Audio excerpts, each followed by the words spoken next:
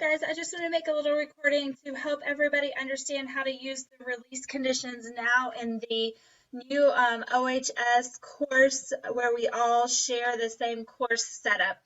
The easiest way to show you is to first start off in class news where we might want to post individual class news announcements. As you can see, the AMLET team has already taken advantage of this. This is a class news announcement that I have posted for my students only. The reason that I know it's for my students only is it's conditionally released. If you page down here, you'll notice that Allie Hembry has also done the same thing for her classes, and you can see it's conditionally released for her classes. So you're going to see every teacher's course announcements in your view. Also be aware that if you hit view as a student, you're also still going to see these. It's not going to eliminate these announcements for you yet. I will show you how you'll be able to view what just your student sees. The view as a student is more of a generalized student, not necessarily specifically a student for your section. Okay, I'll show you that in a second. So to make a class news announcement that is just for your class, I'll show you. You're going to hit class news. You would hit new item and start the item, but I'm going to just go ahead and just go into the one I've already created. It's easier. Just imagine this is a new item. I type my headline. I put my images in here. I did what I need to do. Everything is exactly the same. Okay, you can tell it a start date when you want it to start. All of the things exactly the way we had it last semester. Now, the way that you designate that you want it for just your class is you're going to go down here to additional release conditions. You're going to click create and attach.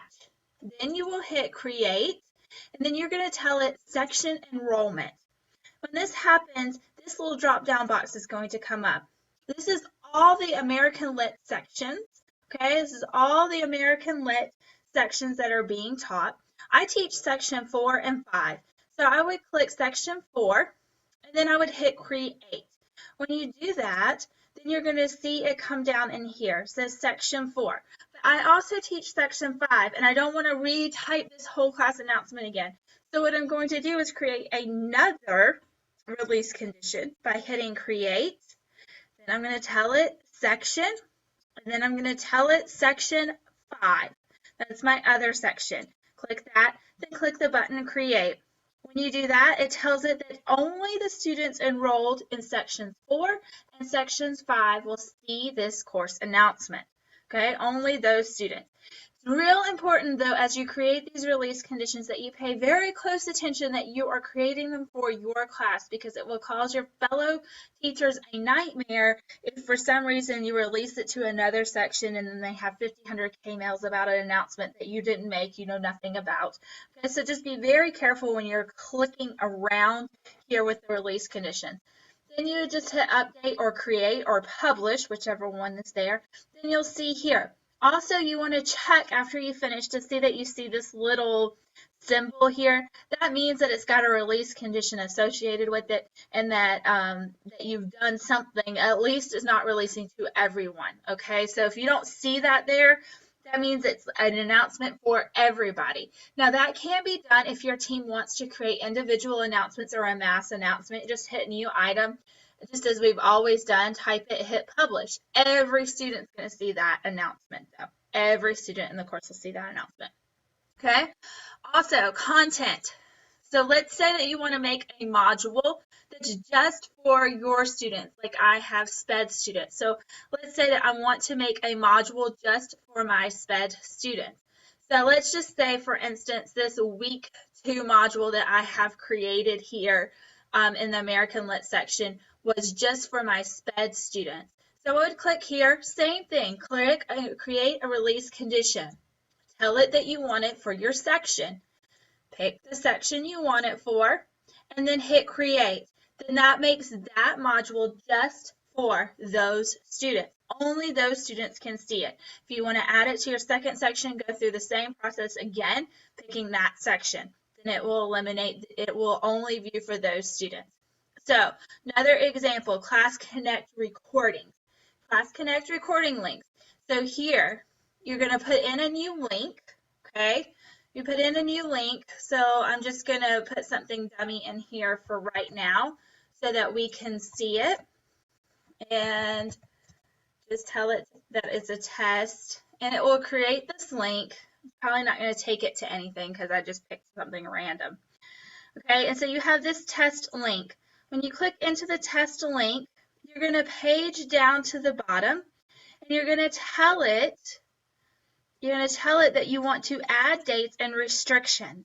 Then you're going to tell it you want a release condition. You're going to tell it section enrollment, and then it's going to do something in a minute. Oops, I picked the wrong thing. Section enrollment. Then the sections come up. Pick yours, hit create, and then do it again. Same thing. Okay, so you're going to hit create, and then section enrollment, and then section 5, hit create.